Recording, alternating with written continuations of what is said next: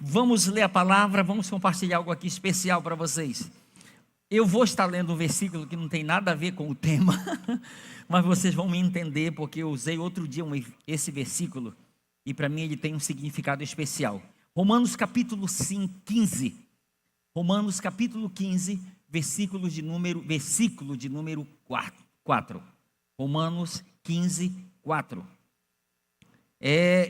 Eu vou estar lendo uma versão, talvez tenha algum detalhe diferente da sua, mas a direção é a mesma. Preste atenção. Tudo o que foi escrito anteriormente foi escrito para nos ensinar, para que tenhamos esperança. E essa esperança vem da paciência e da coragem que as Escrituras nos dão. Amém? Vou ler novamente. Tudo que foi escrito anteriormente foi escrito para nos ensinar, para que tenhamos esperança. E essa esperança vem da paciência e da coragem que as Escrituras nos dão. Ok. Por que eu estou falando? Não tem nada a ver com o tema em si. Porque eu vou estar usando aqui vários outros textos para falar a respeito do tema. Mas eu estou usando isso aqui, que eu quero que você pegue uma coisa que eu falei um outro dia aqui. O quê? É que tem várias coisas no Antigo Testamento, por nós estarmos vivendo no período da graça, a gente pega, parece que pega, não, isso aqui não vale. Não. Preste atenção aqui no que Paulo diz. Tudo, diga tudo. Tudo no grego significa tudo. Eu já falei que isso é muito profundo, né? Então guarde isso. Preste atenção. Tudo que foi escrito anteriormente. Vamos pegar esse anteriormente, principalmente se tratando do período antes da manifestação da graça de Deus. Paulo está dizendo, tudo que foi escrito anteriormente, não jogue fora. Por quê, Paulo? Porque foi escrito para nos ensinar alguma coisa. Sim ou não, gente? Porque senão não estaria aí, não teria utilidade nenhuma. Então eu quero que você caminhe em cima desse entendimento aqui, ok? Ok, então a partir desse entendimento de algo que foi escrito anteriormente, principalmente se tratando do Antigo Testamento, eu quero estar trabalhando em cima de uma palavra que o tema é este aqui. O cordão vermelho. Vamos falar um pouco sobre isso, eu acho muito interessante isso aqui. E eu quero estar usando 2 textos, e na verdade eu não vou ler por causa que é longo, eu não vou ler, mas eu quero que você atente para 2 capítulos do livro de Josué, capítulo 2 e capítulo 6, que nos fala sobre a história de uma cidade chamada Jericó.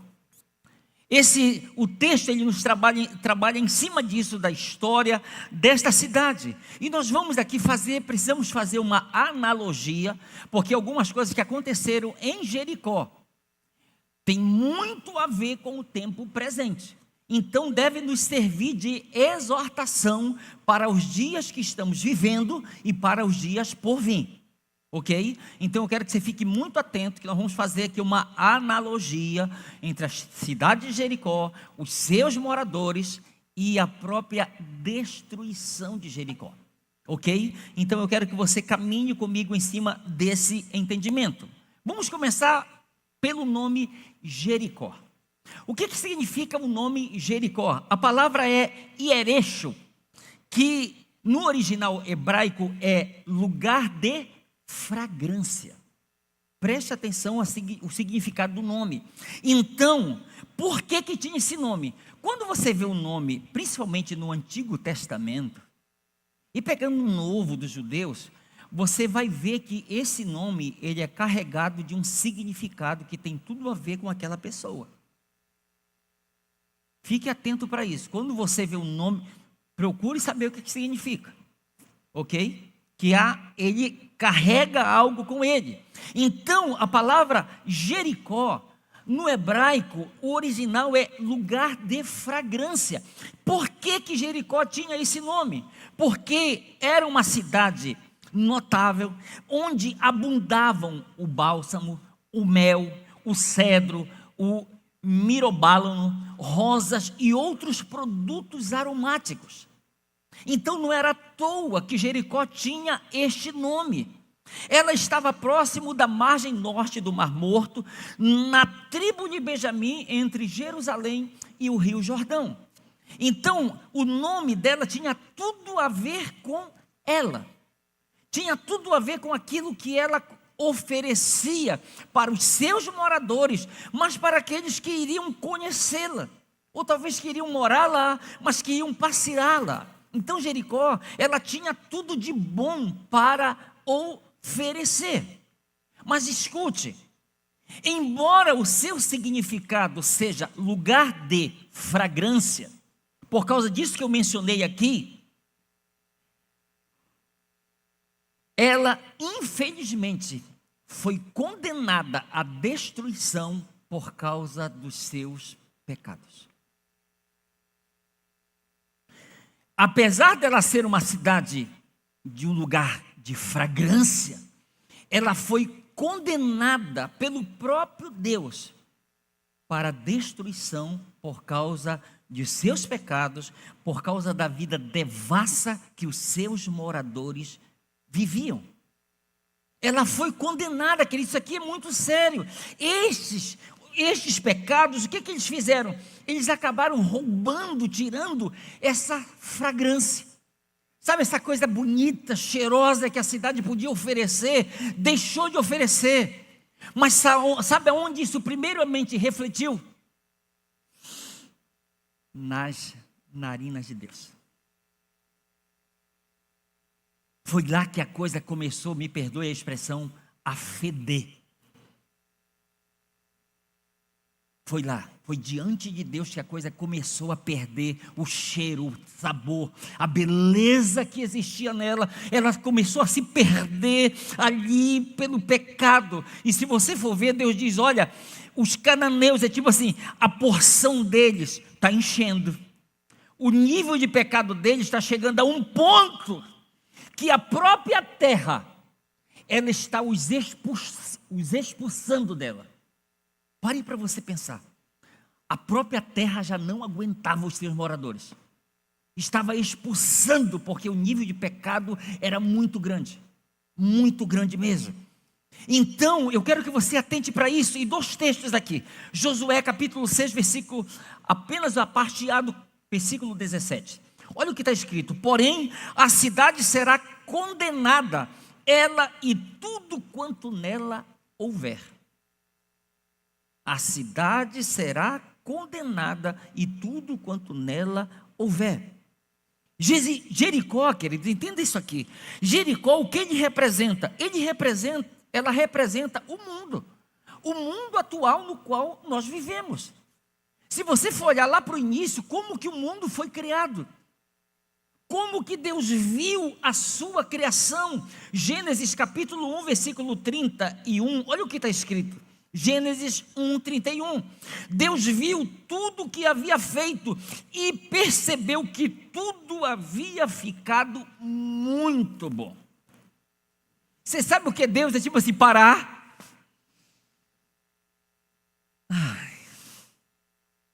Eu não somente fiz,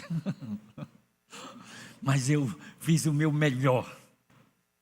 Eu dei o meu melhor para a minha criação, e Ele mesmo está admirando tudo que Ele fez.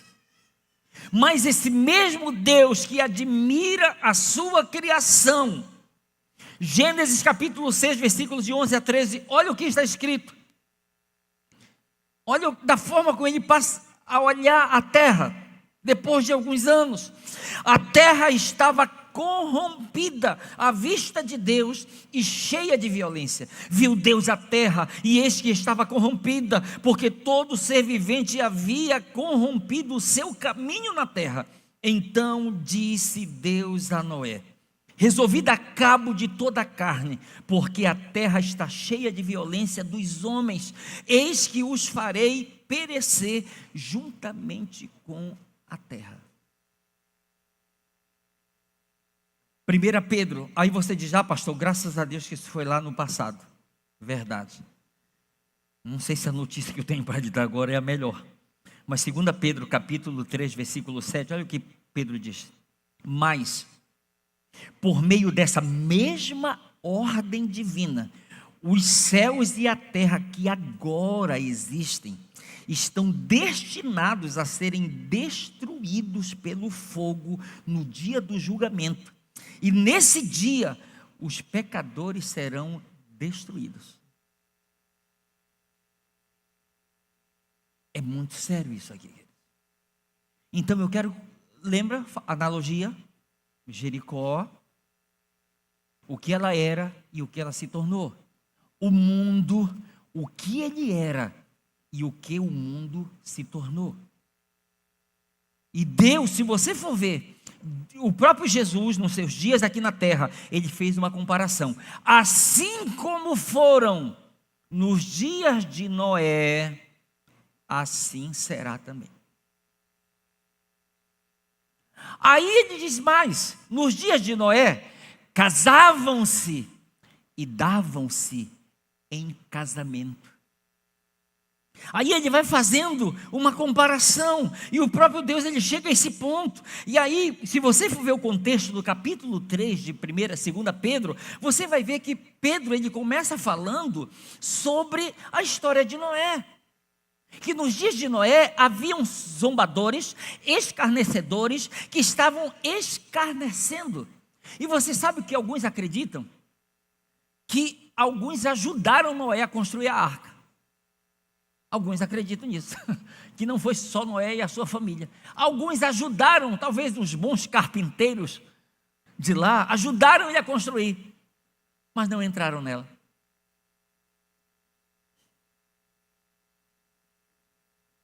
Então eu quero que você pegue isso aqui, o que representa Jericó, cidade, lugar de fragrância, que se tornou horrível diante das narinas de Deus.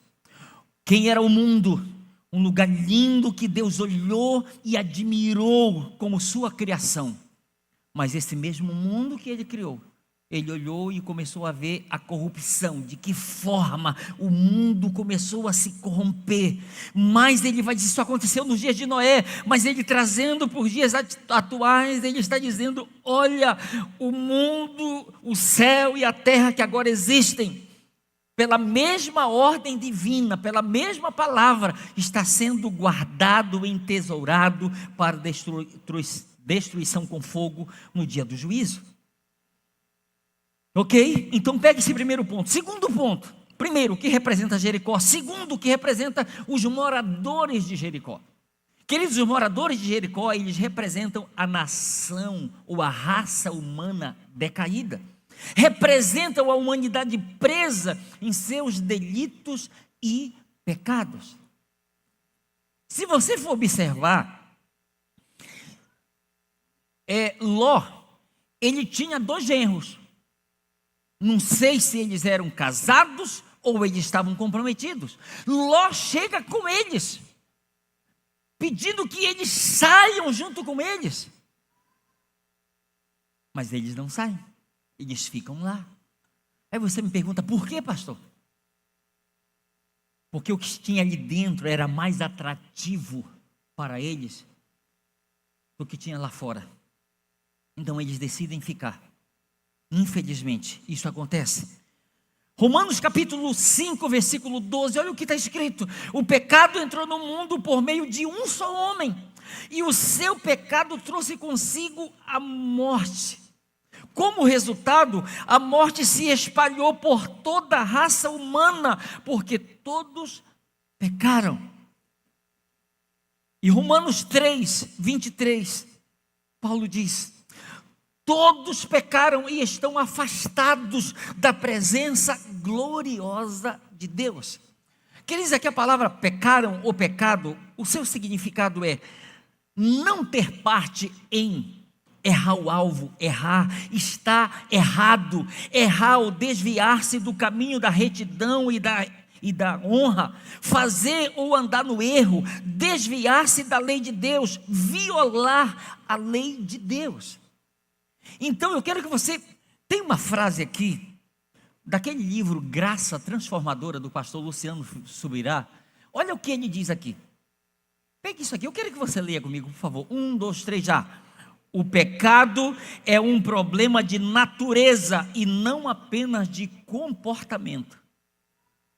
Gente, isso aqui é tão sério e tão importante que a gente entenda isso. Você sabe por quê? Porque pessoas estão dizendo: olha, eu nunca matei, eu nunca roubei, eu nunca fiz isso, eu nunca fiz aquilo, mas o fulano já fez isso aqui, já pintou, já bordou, já fez de tudo de errado. Eu acho que quando eu chegar no céu, Deus tem um cantinho para mim. Ei! O problema não é comportamental, o problema é de natureza. Entende a diferença? Não é se eu faço, deixo de fazer, claro que isso tem um peso, mas aqui é muito claro isso aqui, gente. O problema, o pecado é um problema de natureza e não apenas de comportamento. O rei Davi, ele tinha tanto entendimento dessa verdade bíblica, que olha o que ele disse.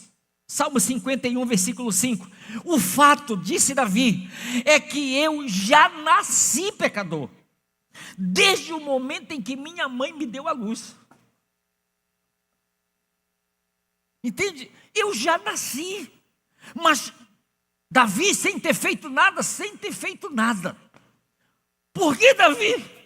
Porque eu herdei uma herança de Adão. Eu herdei uma herança dele. Eu não me tornei um pecador. Imagina ele dizendo: eu não me tornei um pecador a partir do momento que eu comecei a ter entendimento do certo e errado e eu comecei a fazer o errado.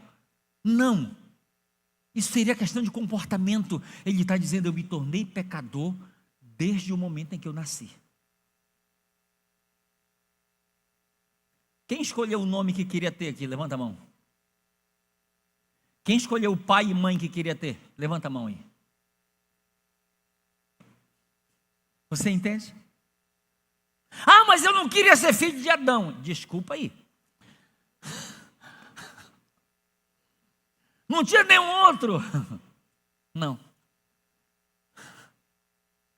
Então, querido, eu preciso, levar você a entender isso aqui de uma forma muito clara. É muito importante que a gente entenda isso. Escute o que Spurgeon falou. Eu ganhei um livro recente, eu estou lendo. Spurgeon disse o seguinte, não está aí, mas eu quero que você ouça. Ele disse assim: se animarmos nossos amigos com sonhos tolos que minimizam a punição futura, eles nos detestarão eternamente por lhes termos iludido, e no mundo das angústias invocarão maldições espirituais sobre nós por lhes termos dito apenas coisas agradáveis de ouvir, ocultando a dura realidade.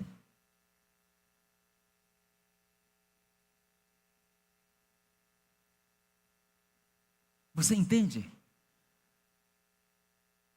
Eu não estou aqui para massagear o meu ego e nem o seu ego. Eu estou aqui para pregar a palavra, a verdade de Deus, que serve para mim e serve para a sua vida. Alguém pode dizer amém por isso, queridos?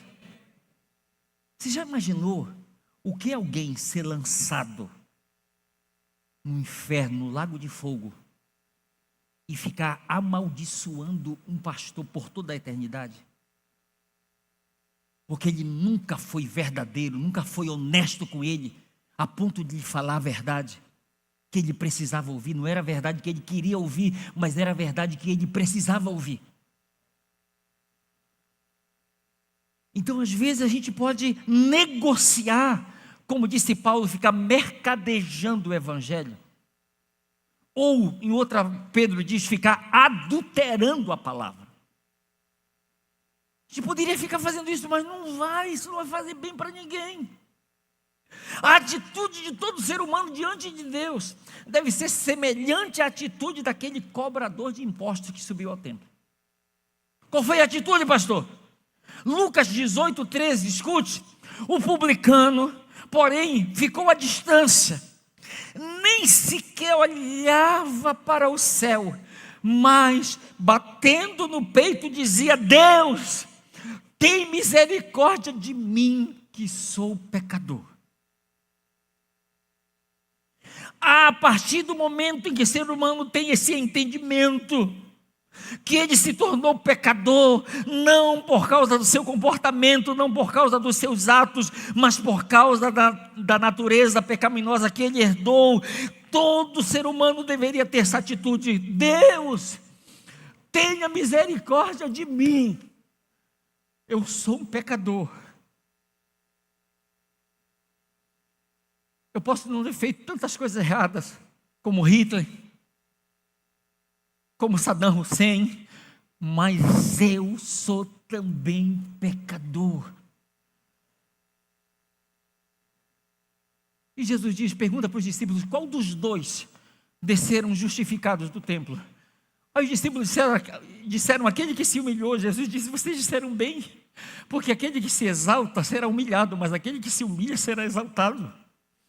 Então a atitude desse homem, ele não tem quase palavras para dizer. Ele não tem cara para levantar os seus olhos e olhar para o céu, porque ele tem consciência dele mesmo. Ele não está olhando para os pecados que o fariseu está apontando, mas ele está olhando para dentro de si e conseguindo identificar quem ele é e a vida que ele está vivendo. Terceira coisa que nós aprendemos, queridos: Raabe e seus familiares. Primeiro, Jericó. Segundo, os moradores de Jericó. Mas separando aqui entre os moradores, Raabe e seus familiares. Quem eles representam? Escute, Raabe e seus familiares representam todos os que serão salvos da destruição do mundo e da condenação eterna. Vou repetir. Raabe e seus familiares representam todos que serão salvos da destruição do mundo e da condenação eterna. Quero que você guarde isso. Josué capítulo 6, versículos de 22 a 24.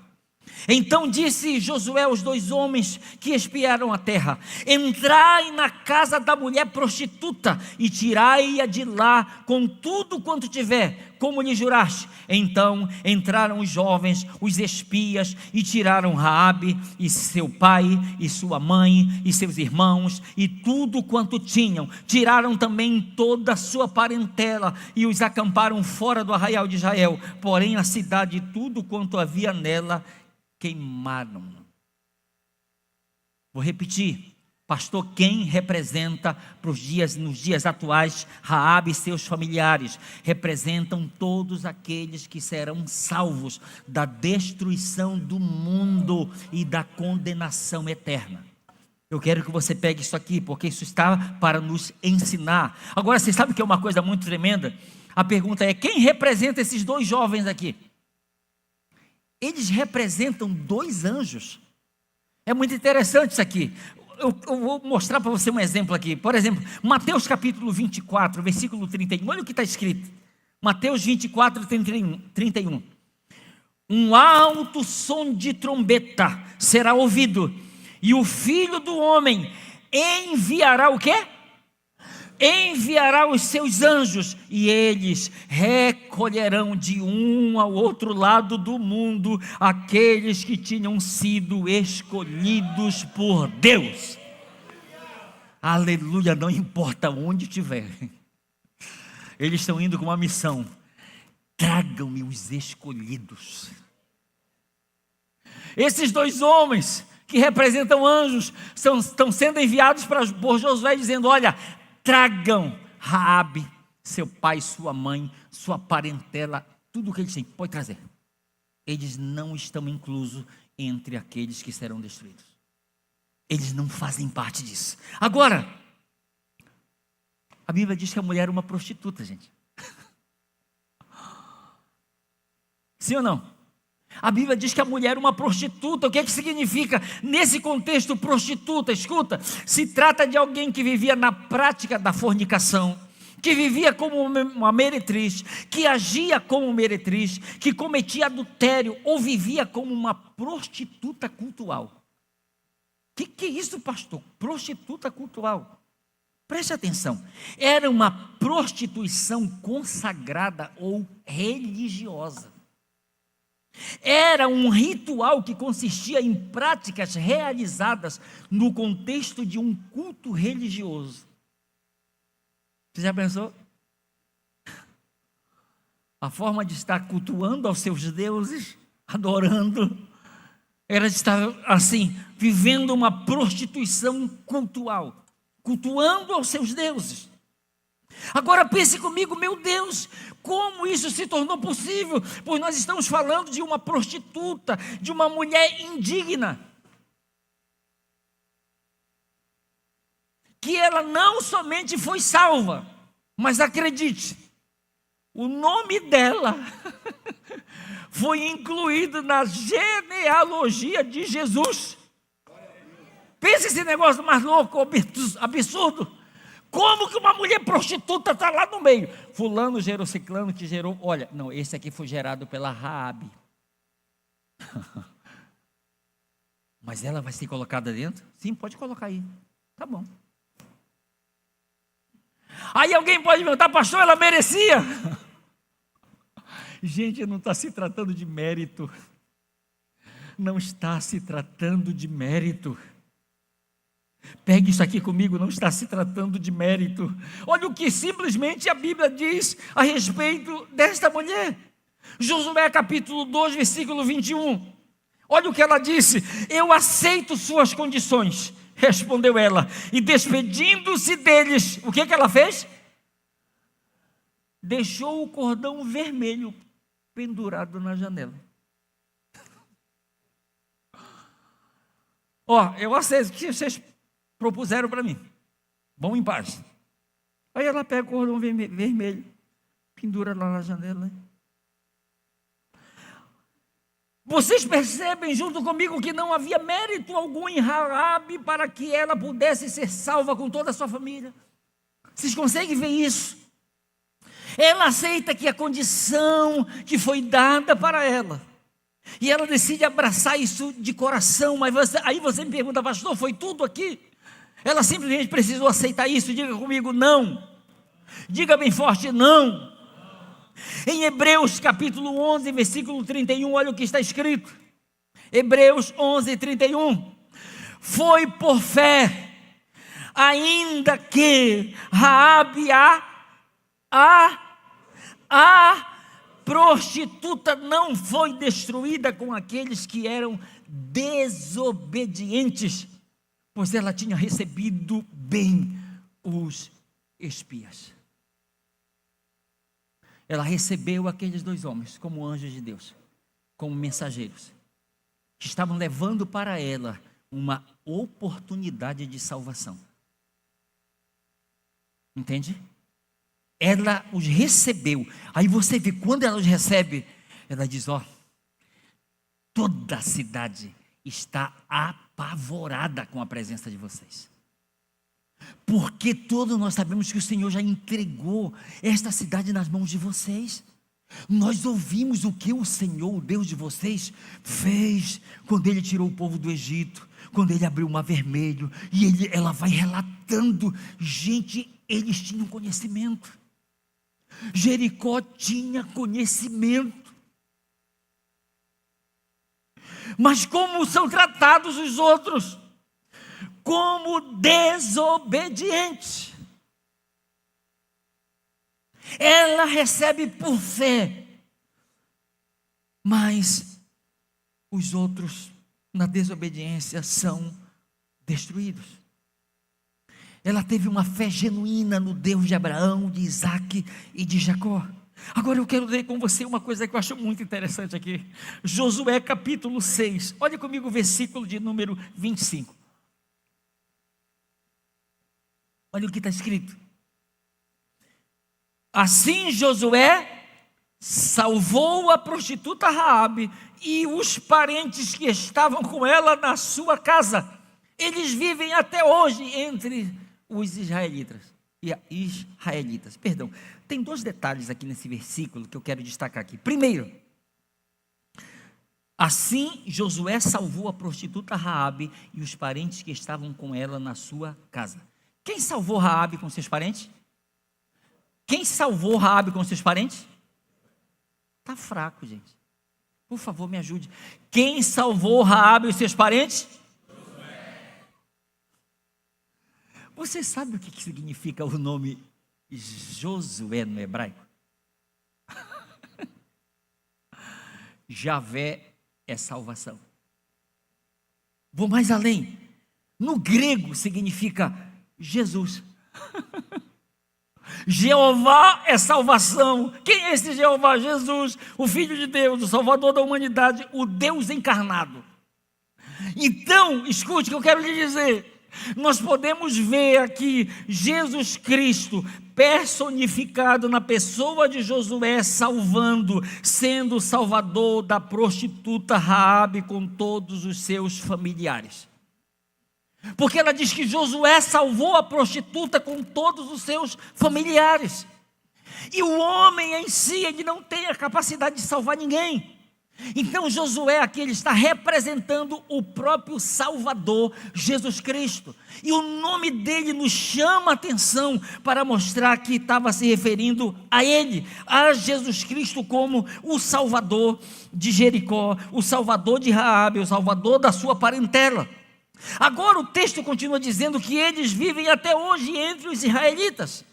Então escute, Raabe foi salva com seus familiares e passaram a viver entre os escolhidos de Deus. O que isso quer dizer? Sim, é alguém totalmente indigno, totalmente indigna. Passou a morar no céu. Você entende o sentido? Alguém totalmente que não é merecedor, é salvo da destruição. E o texto diz que a partir daquele dia passou a morar entre os israelitas, ou seja, entre os escolhidos de Deus. A partir daquele dia, foi esta a história de vida que essa mulher começou a viver. Aí você pergunta, pastor, isso aqui não tem mérito nenhum. É verdade, não tem. E eu quero chegar num texto muito conhecido, Efésios 2, de 8 a 10.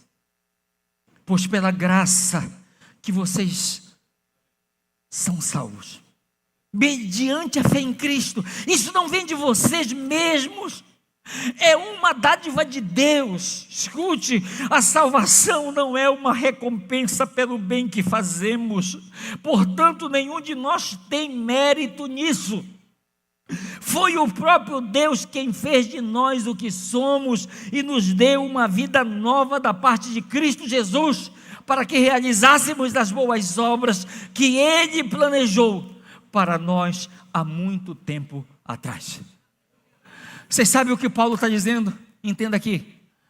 Paulo está dizendo assim: Elsa, as tuas boas obras, elas passam a valer a partir do momento que você é salvo pela fé em Cristo. Porque se você estava até agora usando as suas boas obras para lhe salvar, você perdeu tudo. Mas o que Paulo vai dizer, olha, você é salvo pela graça, mediante a fé, isso não é mérito seu. Aí ele fala que nós fomos criados em Cristo Jesus para boas obras. Ou seja, experimentamos em Cristo a nova vida, o novo nascimento, para que a partir de então fizéssemos boas obras. Com uma frase, deixa eu tentar resumir. Boas obras não salvam, mas todo salvo pratica boas obras. Pegou aí? Boas obras não salvam, mas todos salvos praticam boas obras. E o cordão vermelho? Escute, o cordão vermelho não era um amuleto da sorte naquela janela. Vou repetir, o cordão vermelho naquela janela de Raabe não era um amuleto da sorte, gente.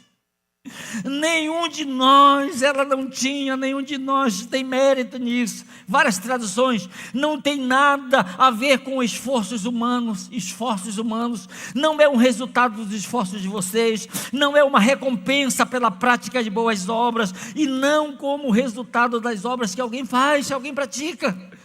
Pastor, o que significa o cordão vermelho? Escute, aquele cordão vermelho significava Um concerto, um acordo, uma aliança de libertação, significava a libertação das velhas práticas e dos velhos deuses a quem Raabe servia. A partir daquele dia, um novo Deus passaria a ser o Senhor e o Salvador da vida dela. Pois o cordão vermelho, ele também nos fala do sangue de Cristo, que nos liberta, nos purifica e nos salva. Então, quando você olhar e lembrar daquele cordão vermelho, lembre-se, ele não é um amuleto, mas ele nos fala do significado de aliança, que proporciona para o ser humano a libertação, a salvação e ao mesmo tempo a purificação dos seus pecados em Cristo Jesus. Eu quero concluir isso aqui lendo Gênesis, capítulo 19, o versículo 15 e o 17. Me ouça, por favor. Você pode ficar de pé, por favor.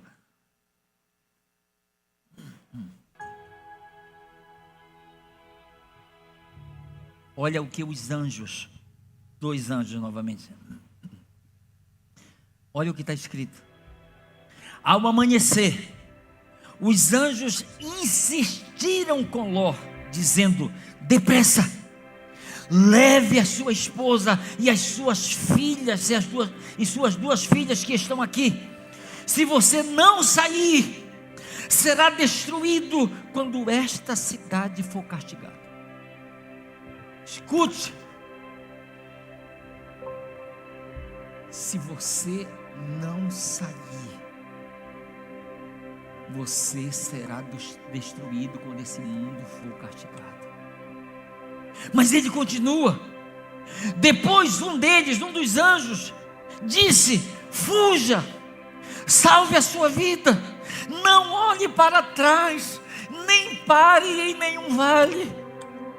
Corra para as montanhas, senão será destruído.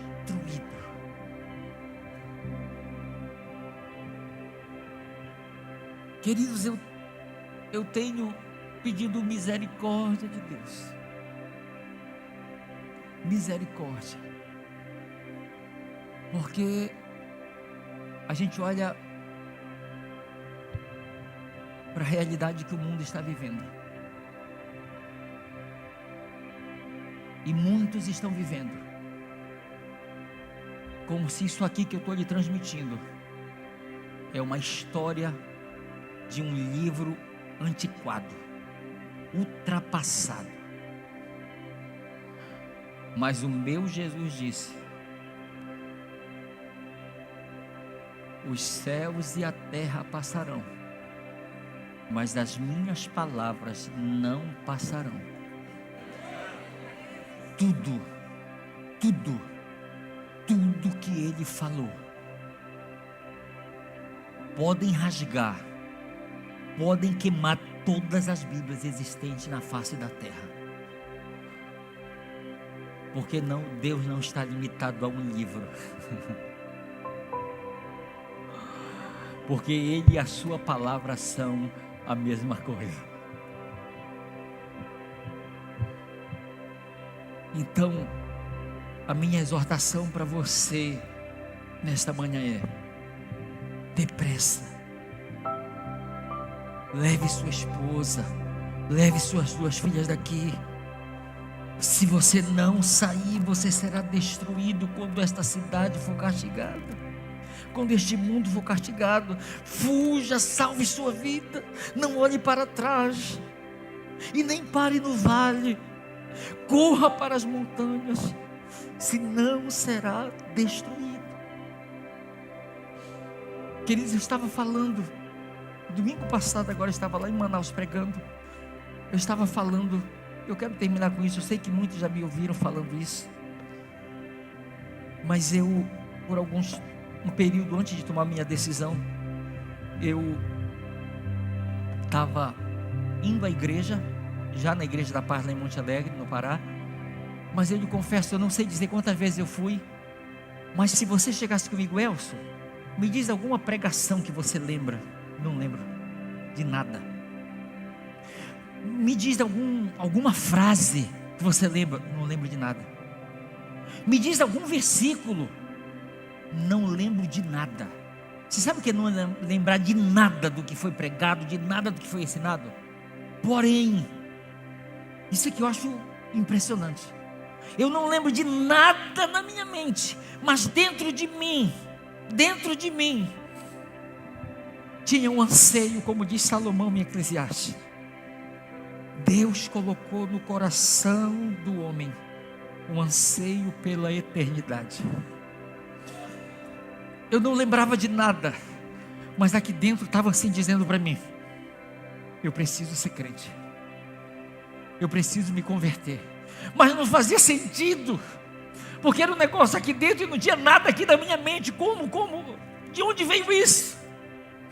E aí um dia eu fui para a igreja assistir um filme chamado Inferno em Chamas. E lá na igreja eu tive duas convicções: se eu, Elcio, morrer do jeito que eu estou, eu vou para o inferno. E a segunda: naquela noite Jesus Cristo, Ele foi me apresentado como o único e suficiente Salvador que Deus providenciou para salvar o Elcio. E aquilo foi tão claro, que eu saí dali: é isso que eu quero, é isso que eu preciso. E no dia 8 de março de 1987, eu estava lá na frente: eu quero receber Jesus Cristo como meu Senhor e Salvador.